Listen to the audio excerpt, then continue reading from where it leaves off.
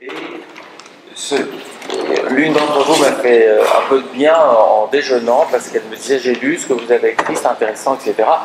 Alors la violence de ce qui se dit sur vous, alors ça m'a fait plaisir parce que c'est vrai que la provocation est une drogue dure, donc je dois assumer d'avoir des points de vue subversifs, mais c'est quand même très difficile parfois d'être l'objet de propos haineux. C'est quand même parfois très difficile, même si je disais je ne déteste pas la provocation, mais on prend parfois des propos haineux, et là, dans le champ dont nous allons parler, en l'occurrence, parler de cette problématique, ou tout simplement dire qu'elle existe, revient pour les plus extrémistes des psychiatres à dire qu'on est le défenseur des pères et de pédophiles. Alors je vais tenter de vous expliquer pourquoi. Alors, il s'agit bien sûr, je vais mieux définir en avançant dans l'exposé, mais l'aliénation parentale, grosso modo, c'est le fait qu'au décours de séparation parentale conflictuelle, un enfant s'éloigne d'un parent qu'il aimait autrefois. Ça, tout le monde l'a vu. Mais ça a été défini avec ce terme en 1992, avec une définition qui est sujette à critique, mais bien sûr, Gardner n'était pas le premier. On peut afficher un à un les auteurs qui avaient publié sur le fait qu'il existait parfois une sorte de désaffection des enfants qui avaient moins envie, on peut enchaîner rapidement, de rendre visite aux parents non gardiens.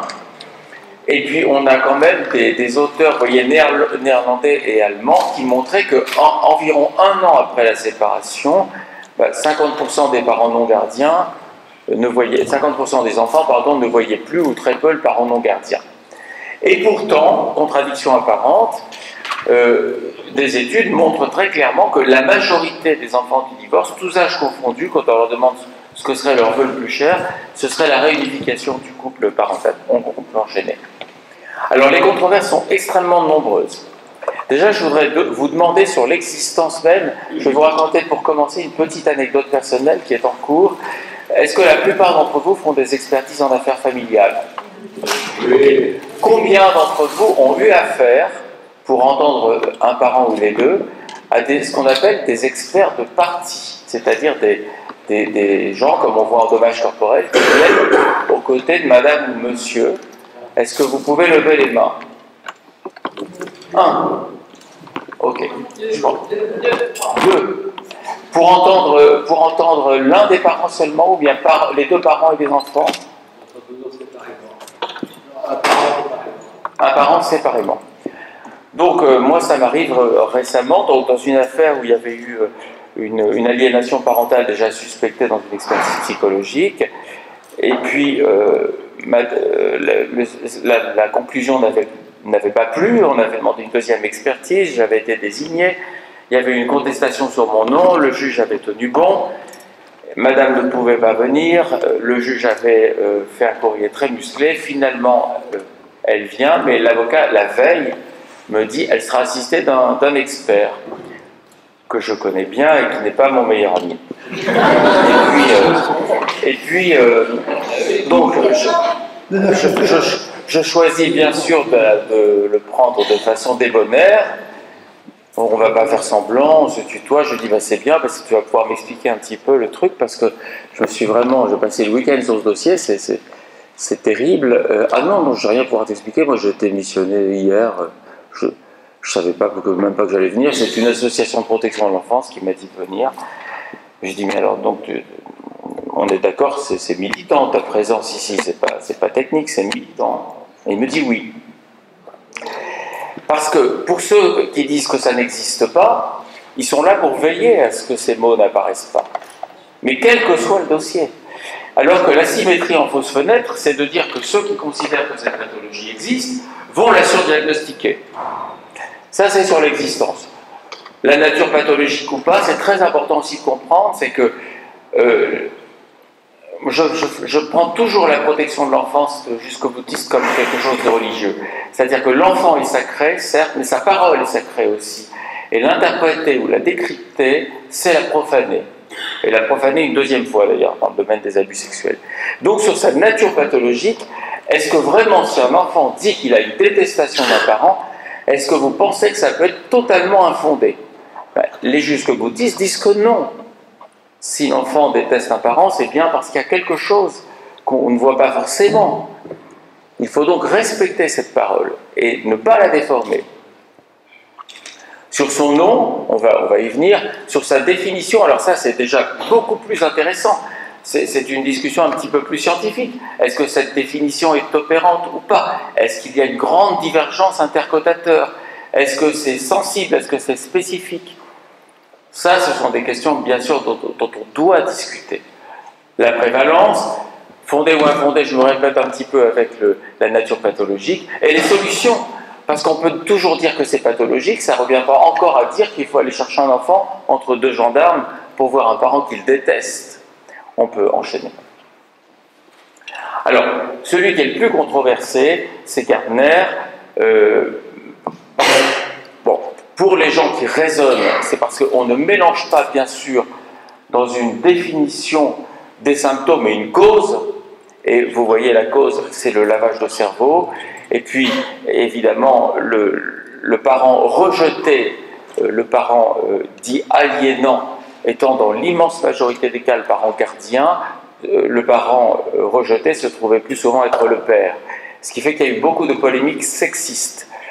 Et puis on dit, il s'est suicidé, ce Gardner, il était quand même bizarre, et peut-être même qu'il aurait été pédophile. C'est évidemment de la foutaise, pas son suicide, mais sa pédophilie, mais peu importe, on peut enchaîner.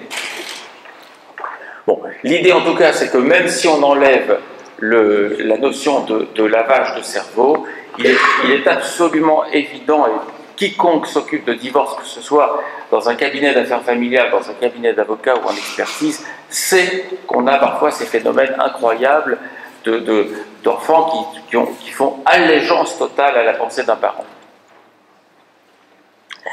Darnall, lui, il a pris un point de vue tout autre, volontairement. Au lieu d'aller se placer du côté de l'enfant, il s'est placé du côté du parent favori. On va dire parent favori plutôt que parent aliénant, pour être moins polémique. Et donc, voilà donc, la définition selon laquelle, objectivement, le rejet n'est pas proportionnel à ce qu'on sait de la qualité antérieure de la relation. On peut avancer. J'aurais dû peut-être pour Darnall juste vous dire qu'en fonction du degré d'intrusion du parent, mais ça va arriver plus tard, il a défini des aliénateurs naïfs, obsédés et vraiment fanatiques. Voilà, vous avez compris que la définition venait de l'étymologie. Un enfant devient étranger à un parent qu'il aimait autrefois. La définition actuelle, la moins polémique, selon moi, voilà, vous avez deux mots-clés dans cette définition. Oui, on enchaîne.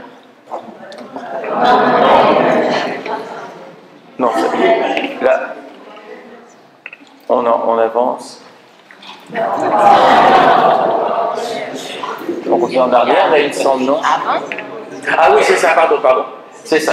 Non, pardon. C'est là la définition. Pardon, je me suis trompé de dire. C'est là qu'il y a la définition.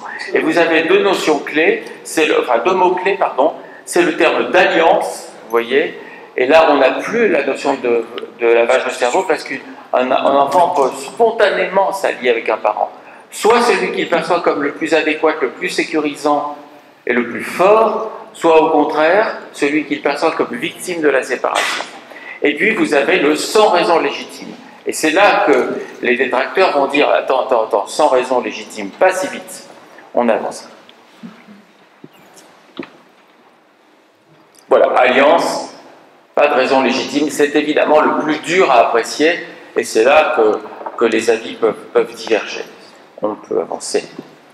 Alors, Van Gisgem, sur sa file active à lui, mais qui est complètement biaisée, puisque dans le monde francophone, c'est certainement un des meilleurs connaisseurs des fausses allégations d'abus sexuels et de l'aliénation parentale.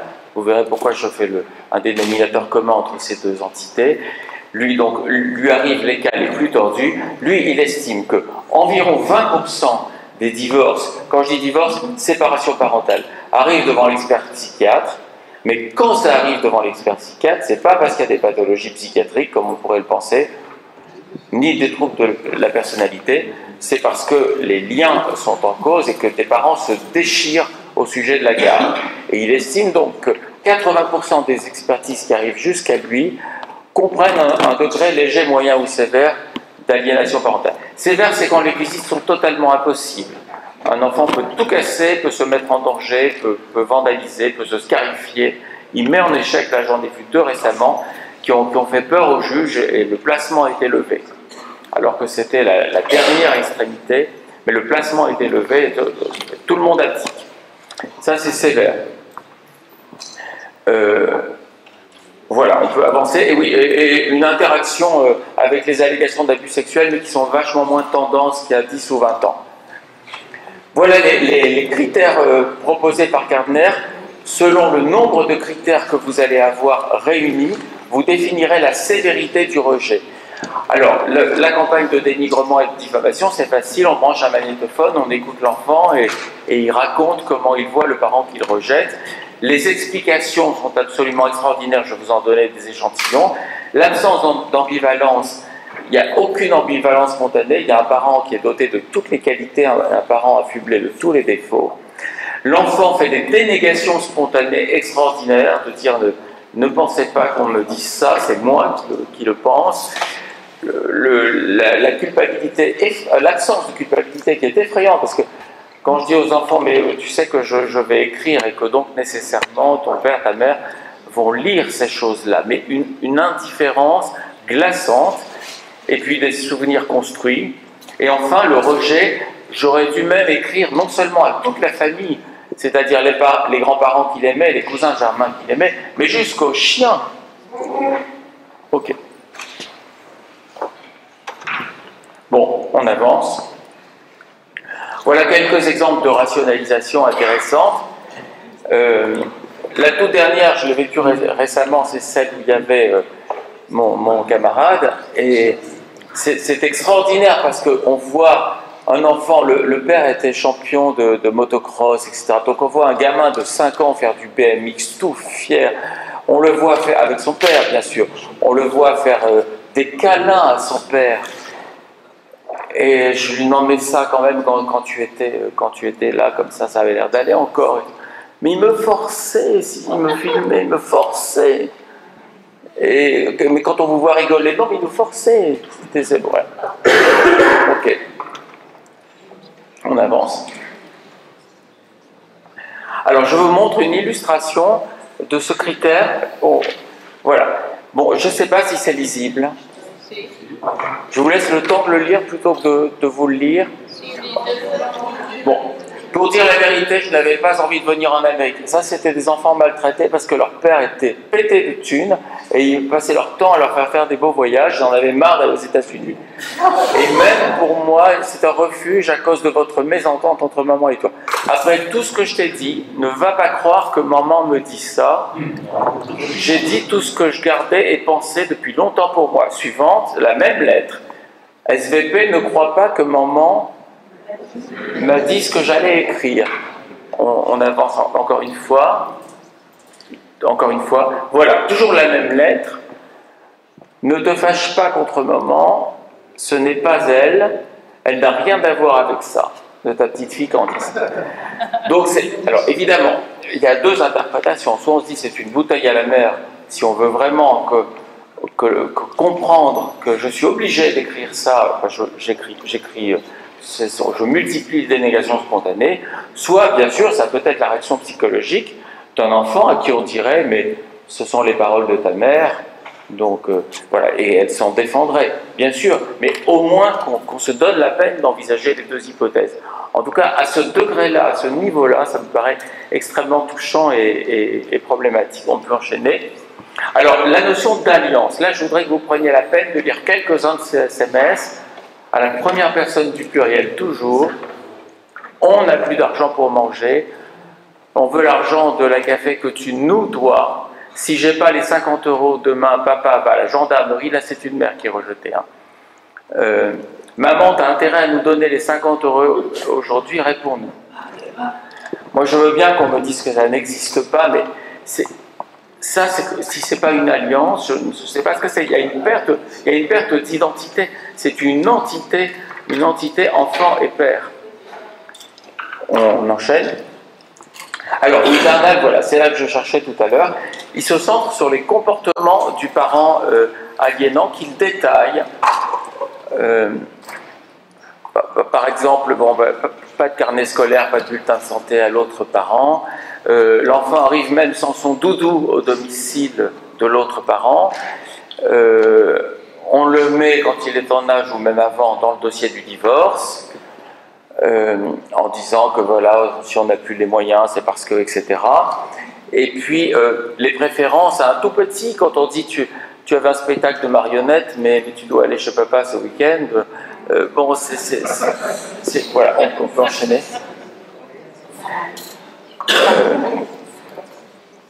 Oui, juste avant, il y avait par exemple la perte de spontanéité des conversations téléphoniques, c'est-à-dire ce sont des enfants qui répondent de façon monosyllabique. Évidemment, en 4 ou 5 questions, on est KO. Hein. Tu as eu des notes cette semaine? Oui. Vous voyez, c'est ça. Bon, et les gens disent très bien, j'entends que c'est sur haut-parleur, j'entends qu'il y a un temps de latence avant de répondre. Bon, peut-être qu'ils délirent, mais peut-être que c'est vrai. En tout cas, il y a une perte totale de spontanéité, et puis petit à petit, la distance se creuse. Voilà. Et donc, Darnall définit 3 niveaux. Là, je vous rappelle qu'il ne parle que du comportement du parent favori, dit aliénant. 3 niveaux selon le degré. Alors, la naïveté, quasiment tous les gens qui ont souffert d'un divorce y sont passés. Hein. C'est-à-dire qu'on entend un truc qui nous fait bondir parce qu'il y a une contre-vérité, on ne peut pas s'empêcher de rectifier. Les enfants, au bout d'un certain temps, se bouchent les oreilles parce que ça les fait souffrir. Ça, c'est le degré naïf. Actif, on n'écoute pas le fait que ça fait souffrir les enfants et on s'entête. Et fanatique, jusqu'à ce qu'on obtienne gain de cause. Les concepts de frontières. Donc, on a bien sûr le syndrome de Médée, qui est le fait d'abîmer les enfants pour faire souffrir l'autre. Ok. Le syndrome de Stockholm, avec le preneur d'otages, on peut enchaîner. Munchausen par procuration, ça c'est vu dans les fausses allégations d'abus sexuels. On a parfois des parents qui, très angoissés, croyant absolument de toute leur âme à la réalité de l'abus, et très angoissés de voir l'absence de signe ou l'éclatement sans suite, créent le signe physique, ou même récemment, une petite fille dans un club med a vu chacun regagne son bungalow, elle est en vacances avec son père, le père lit sur la terrasse, et quand il rentre dans le bungalow, il voit un inconnu allongé sur le lit de sa fille. Il essaye de le réveiller en disant « Qu'est-ce que vous foutez là ?» Le type est complètement ivre-mort. L'enquête montrera que c'était le bungalow à côté, il était bourré, il s'est écroulé sur le lit sans voir qu'il y avait un gosse dedans. Il lui tire les cheveux, et le père est un colosse, mais l'autre était encore plus costaud, ils se battent, il y a du sang sur l'oreiller, l'enfant est évidemment assez effrayé, les gendarmes arrivent, le père porte plainte pour intrusion de domicile, coups et blessures, puisqu'il a été blessé dans la rixe, et aussi agression sexuelle, parce qu'on se dit un type qui s'endort sur le lit d'une petite fille de 8 ans, mais la petite fille ne décrit rien de tel, il n'y a strictement aucun signe, elle est intacte, elle va bien, elle est rassurée quand les gendarmes sont là, elle dit « mais non, je ne me suis même pas rendu compte, je dormais », et voilà. Et donc le père retire sa plainte pour l'abus sexuel, il maintient bien sûr l'effraction et puis les coups et blessures, et la mère est absolument persuadée qu'il y a eu, non seulement qu'il y a eu agression sexuelle, mais que le père cautionne, puisqu'il a retiré l'abus, et la petite fille, maintenant, confond dans son souvenir, mais de façon absolument sincère, les gouttes de sang qu'il y a eu sur l'oreiller, puisque le père saignait du cuir chevelu, etc. Et elle dit, il y a eu du sang dans ma culotte, il m'est forcément arrivé quelque chose, sinon je n'aurais pas saigné. Elle est intacte au plan médico-légal. Donc, on a là des faux souvenirs et d'une certaine façon un syndrome de Munchausen, parce que la certitude de la petite fille vient évidemment de celle de sa mère. Okay. Bon, on peut passer très rapidement parce que vous connaissez les sanctions qu'on encourt théoriquement pour les non-présentations d'enfants, le fait de déménager sans informer l'autre. Bon, là, dans un monde angélique, le droit de l'enfant de conserver un lien avec ses deux parents.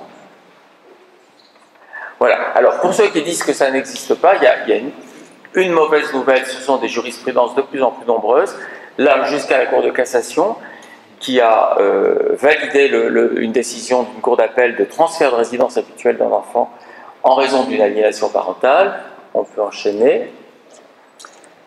Mais ça n'empêche pas les détracteurs de dire... Alors ça c'est très amusant, parce que d'un coup, les détracteurs deviennent des scientifiques, et ils disent, mais ça n'est pas dans les classifications internationales. Mais c'est la seule pathologie pour laquelle ils se réfèrent aux classifications internationales, parce que ce sont des gens qui ne parlent que de perversion, qui est un concept psychanalytique qui n'apparaît même pas dans les classifications. Un enfant, bien sûr, ne peut pas inventer des choses comme ça s'il ne les a pas vécues. Là, on retrouve les mêmes que dans les abus sexuels. Patienter, ça va revenir, tu parles. Alors, à l'entrée dans l'adolescence, c'est fini, hein, c'est irréversible. Si des choses doivent avoir lieu, c'est avant, c'est à la petite enfance. Ok. Alors ça, par contre, je ne serais pas loin d'adhérer à ça. C'est-à-dire, quand on voit des gens, des pères, des mères qui disent « je n'abandonnerai jamais, j'écris, bon anniversaire, les colis qui reviennent non ouverts », d'abord, ça pose la question du masochisme du parent rejeté, mais je veux qu'elle sache que je l'aime, que je serai toujours là, etc. Mais c'est une agression aussi pour l'enfant. Et donc je pense que des démissions, c'est terrible à dire, hein, mais que des démissions parfois solennelles, qui ne soient pas prises comme un abandon, mais des gens qui sont capables de dire à leurs enfants qu'ils bondiront au moindre signe de leur part, mais que pour l'instant, le combat est fini, je pense que c'est une attitude qui peut être respectable et qui peut être souhaitable et qui peut faire parfois baisser les résistances. Ok, donc ça, on va entendre Jean-Luc Viaud dans pas longtemps. Alors, il y a ceux qui sont du côté de l'orphelin, mais ça, ce sont des... Alors, très intéressant. Paul Fink, c'est l'ancien président de l'American Psychiatric Association. Avant la parution du DSM-5, où il y avait quand même, je vous montrerai en dernière diapo, la couverture d'un bouquin dont j'ai été co-auteur et qui comportait quand même 600 références bibliographiques sur le concept. Avant la parution, Paul Fink a pris position avec des lobbies féministes en disant c'est une invention des pères, et c'est une invention des pères abuseurs. Parce que grâce à ça, on leur rend leurs enfants, ils peuvent continuer à les abuser tranquillement. Ancien président de l'American Psychiatric Association. Un psychiatre américain réagit, lui écrit dans cette revue, et Paul Fink formulera des excuses, je pense qu'on va les... Voilà, disant c'est une erreur de jugement de ma part, je reconnais que c'est pas ce que j'ai dit de plus intelligent dans ma vie, et l'aliénation parentale existe. Mais le mal était fait.